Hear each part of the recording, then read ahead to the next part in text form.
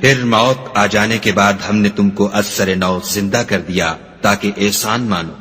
اور بادل کا تم پر سایہ کیے رکھا اور تمہارے لیے من و سلوہ اتارتے رہے کہ جو پاکیزہ چیزیں ہم نے تم کو عطا فرمائی ہیں ان کو کھاؤ پیو، مگر تمہارے بزرگوں نے ان نعمتوں کی کچھ قدر نہ جانی، اور وہ ہمارا کچھ نہیں بگاڑتے تھے بلکہ اپنا ہی نقصان کرتے تھے۔ اور جب ہم نے ان سے کہا کہ اس گاؤں میں داخل ہو جاؤ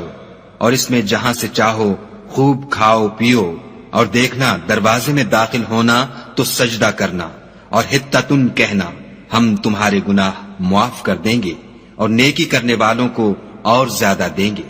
تو جو ظالم تھے انہوں نے اس لفظ کو جس کا ان کو حکم دیا تھا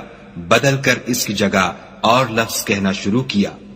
پس ہم نے ان ظالموں پر آسمان سے عذاب نازل کیا کیونکہ نافرمانیاں کیے جاتے تھے۔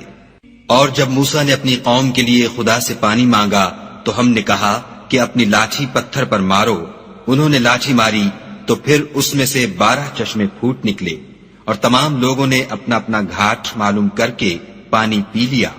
ہم نے حکم دیا کہ خدا کی عطا فرمائی ہوئی روزی کھاؤ اور پیو، مگر زمین میں فساد نہ کرتے پھرنا۔ اور جب تم نے کہا کہ موسیٰ ہم سے ایک ہی کھانے پر صبر نہیں ہو سکتا تو اپنے پروردگار سے دعا کیجئے کہ ترکاری اور ککڑی اور گیہوں اور مسور اور پیاز وغیرہ جو نباتات زمین سے اگتی ہیں ہمارے لیے پیدا کر دے۔ انہوں نے کہا کہ بھلا عمدہ چیزیں چھوڑ کر ان کے بدلے ناقص چیزیں کیوں چاہتے ہو؟ اگر یہی چیزیں مطلوب ہیں تو کسی شہر میں جا اترو، وہاں جو مانگتے ہو مل جائے گا۔ اور آخر کار ذلت و رسوائی اور محتاجی و بے نوائی ان سے چمٹا دی گئی، اور وہ خدا کے غضب میں گرفتار ہو گئے، یہ اس لیے کہ وہ خدا کی آیتوں سے انکار کرتے تھے اور اس کے نبیوں کو ناحق قتل کر دیتے تھے، یعنی یہ اس لیے کہ نافرمانی کیے جاتے اور حد سے بڑھے جاتے تھے۔ جو لوگ مسلمان ہیں یا یہودی یا عیسائی یا ستارہ پرست، یعنی کوئی شخص کسی قوم و مذہب کا ہو، جو خدا اور روز قیامت پر ایمان لائے گا اور عمل نیک کرے گا تو ایسے لوگوں کو ان کے اعمال کا صلہ خدا کے ہاں ملے گا، اور قیامت کے دن ان کو نہ کسی طرح کا خوف ہوگا اور نہ وہ غمناک ہوں گے۔ اور جب ہم نے تم سے عہد کر لیا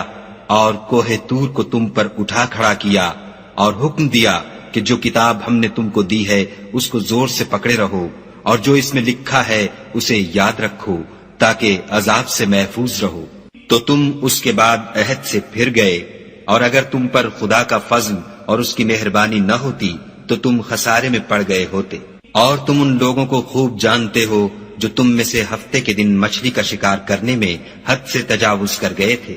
تو ہم نے ان سے کہا کہ ذلیل و خوار بندر ہو جاؤ۔